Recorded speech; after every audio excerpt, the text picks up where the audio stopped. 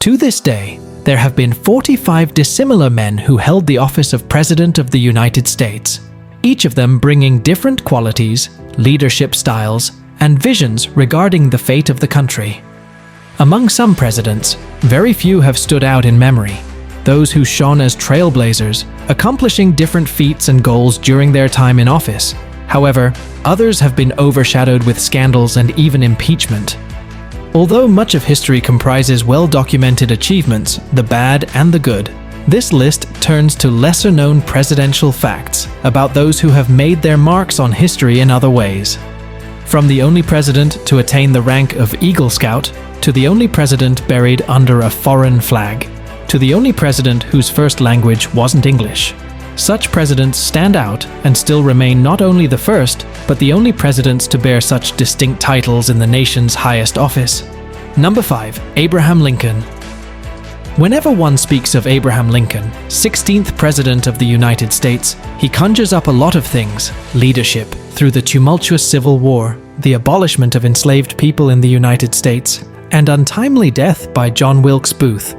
Despite the fact that this legendary president did so much for America and had 32 memorials in America and other countries, it was an additional honor that Lincoln had the distinction of being the only US president who ever had a patent. Before entering the presidency, Lincoln had had a lifelong interest in things mechanical. In 1848, during a congressional recess, Lincoln started designing a device to lift boats over shoals. In the courses of Lincoln's expeditions as a young man, ferrying people and produce on the Mississippi River and Great Lakes, he had misadventures of the boats running aground on sandbars or getting caught up on other obstacles, leading him to think of equipping boats with inflatable bellows along the hull. Adjustable buoyant air chambers was an invention by Lincoln, which he would attach to the sides of a boat, lower into the water, inflate, and thereby lift the boat over any obstruction. He filed for a patent on March 10, 1849, and on May 22, 1849, patent number 6469 was issued. However, his device was never manufactured. Number 4. Gerald Ford. Leaving aside the fact that he was born with an entirely different name, he chose to give up a professional football career to a term as vice president and president that came in the wake of scandals. Nothing about Gerald Ford's path to the White House was ordinary. He was originally Leslie Lynch King, Jr., and his parents, Leslie Lynch King and Dorothy Ayer Gardner King, separated only 2 weeks after his birth. Dorothy then moved to Grand Rapids, Michigan from Omaha, Nebraska, and took the baby to her parents' house to stay with them. The Kings divorced later that same year. The future president was renamed after his stepfather and became known to his friends as Jerry. Not until December 3rd, 1935, however, had his name legally been changed to Gerald Rudolph Ford.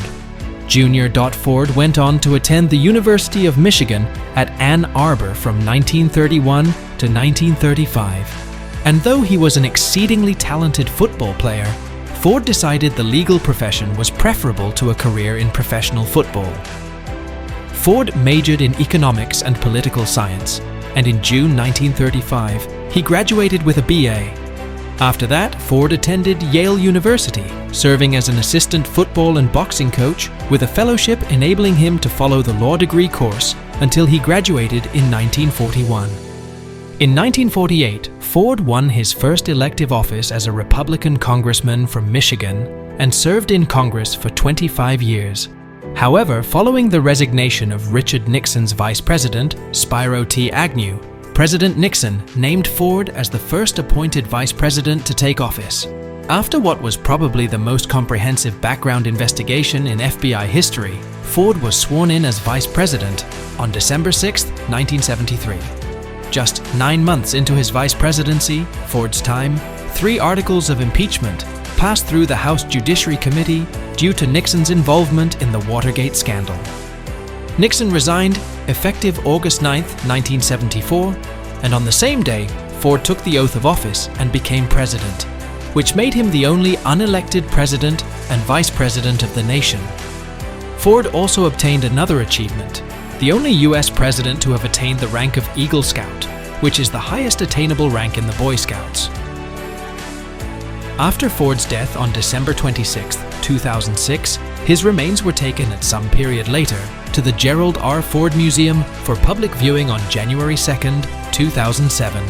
400 Eagle Scouts, between the ages of 15 and 85, stood in a line along the road next to the museum and saluted their fallen former president. Number 3. John Tyler. At age 67, William Henry Harrison became the oldest man elected president and the last president born under British rule. Unfortunately, with the weather so cold, the 9th President of the United States had no gloves, hat, or coat on when he took office on March 4, 1841. To make matters worse, Harrison, in the inaugural address, the longest inaugural address in history, began to develop a bad cold that finally turned fatal from pneumonia after speaking for 1 hour and 45 minutes. Serving only 32 days in office, Harrison became the first to die in office and also holds the sad record for the shortest time in office of any president. Following the untimely death of Harrison, Vice President John Tyler took his oath of office and therefore became the first vice president to ascend to the highest office in the land because of the death of his predecessor. However, the presidency of the 10th president, John Tyler, was a great and controversial tenure from 1841 to 1845. Despite annexing Texas into the Union, thus expanding on U.S. territories, the presidency of Tyler was also marked by political struggle and opposition from his own party. When he left the White House, Tyler returned to his plantation in Virginia to later join the South once the Civil War had broken out. Back in November 1861, Tyler had been elected to the Confederate House of Representatives but died on January 12, 1862, right before the term could start, at 71. Because Tyler was the President of the Confederate States of America, his death was the only one in presidential history not to have been officially recognized in Washington, D.C.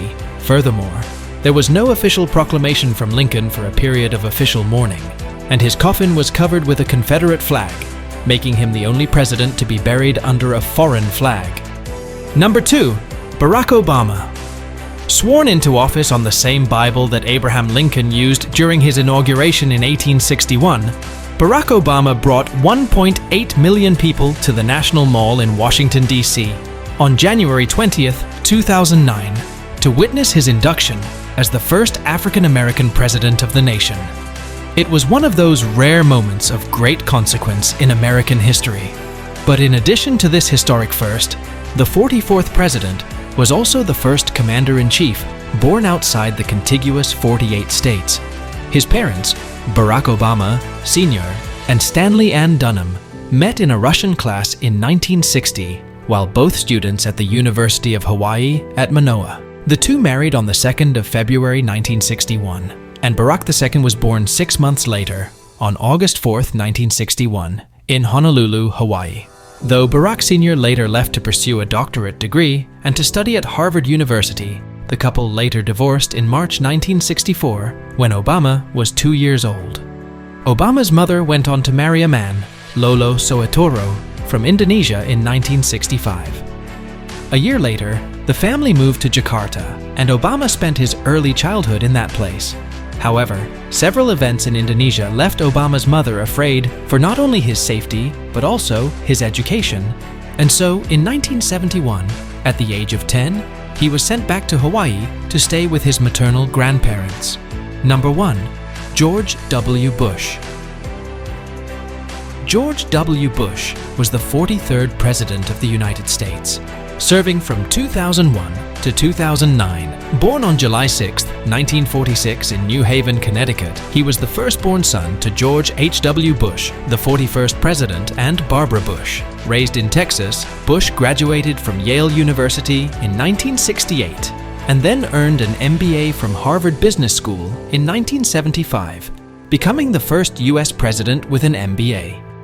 Prior to his election as president, Bush had a very diverse career. He has served as a pilot for the Texas Air National Guard during the Vietnam War, worked in the oil industry, and was part owner of the Texas Rangers baseball team. His political rise was initiated when he was first elected governor of Texas in 1994. He held that position for 6 more years until 2000. During that time, he worked hard to improve the educational system, lower taxes, and reform tort law. In these efforts, he showcased his bipartisanship and gained an overall reputation for being collaborative. Bush's presidency was shadowed by momentous events and challenges, most especially the September 11th attacks in 2001. These attacks initiated the War on Terror, involving the invasions of both Afghanistan and Iraq.